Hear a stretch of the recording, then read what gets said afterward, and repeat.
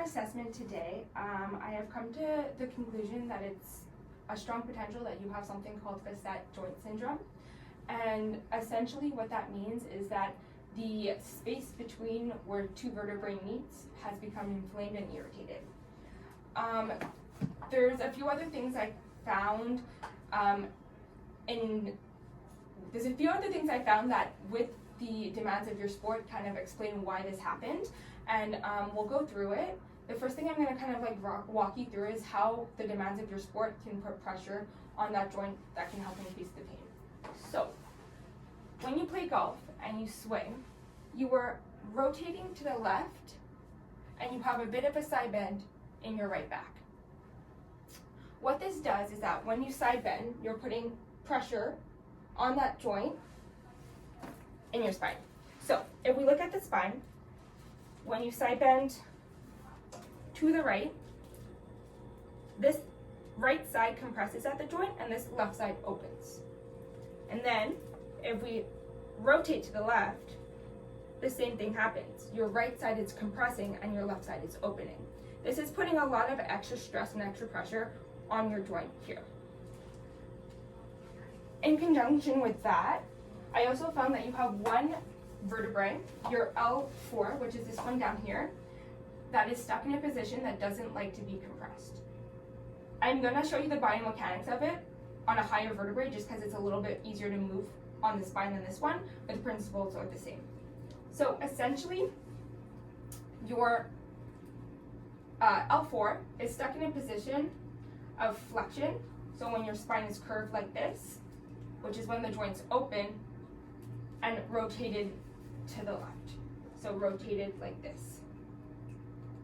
So your facet joint likes to stay open like this. However, the demands of your sport, as we said before, demand that your vertebrae compresses and closes.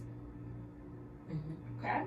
So that means that every time you try to do a golf swing, you're essentially trying to force the joint into a position it doesn't like to be in. This can further irritate the cartilage that's in between here, causing more inflammation, more pain. In terms of common reasons why this occurs, facet joint syndrome, the irritation, can occur whenever you put an excess amount of stress or torque or demand on the joint. So things like repetitive movement in sport, like golf, poor posture where you're sitting more constantly to one side versus the other, lifting improperly heavy objects can put a lot of stress on especially your lumbar joints. Obesity is a risk factor, and that's it that I found for the facet joint syndrome. In terms of FRS, it usually tends to be a traumatic event that forces that vertebrae to kind of just get overmoved and stuck in that position. This can happen with a fall, with an impact, or even something like a false swing in golf, or if you hit the ground as you were swinging or you hit the ball incorrectly, it kind of can create that velocity and torque that moves the joint in a position and makes it get stuck there. In terms of the pain that you're feeling, when I was palpating the muscles that go on this side, it was tender, and this could be that the irritation is causing the muscles to spasm here. Your response to the pain is for the muscles to tighten up, so to protect the joint.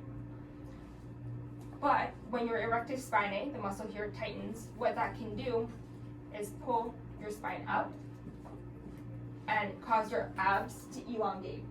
This can create an anterior tilt in your pelvis, which is another finding I found. This, though, however, can be a kind of chicken or egg situation. Does the anterior tilt of your pelvis is the anterior tilt of your pelvis like the result of your erector spinae being tight, or is your erector spinae being tight contributed to the fact that you have an anterior tilt? Either or, there's things we can do to work on it to help alleviate and balance out that pelvis. But it is important that we address both how the joint is moving and the musculature around it, because if not, the pain will persist, but it can also cause compensations in other parts of your body.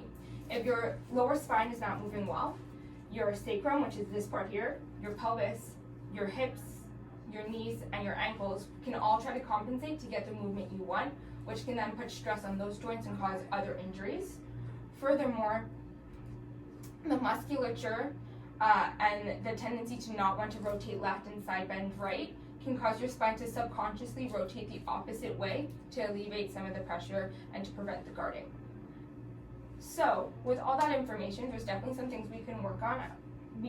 Like I said, the musculature, releasing this, strengthening the things that are weaker, and releasing the things that are tighter or in spasm to help kind of let your body move more naturally, but also to focus on fixing how that joint is sitting and making sure it can sit back in its proper position to help alleviate the stress on that joint, which is the main source of your pain and discomfort.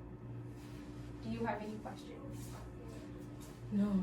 No? Thank you for a great explanation of my problems. You're welcome.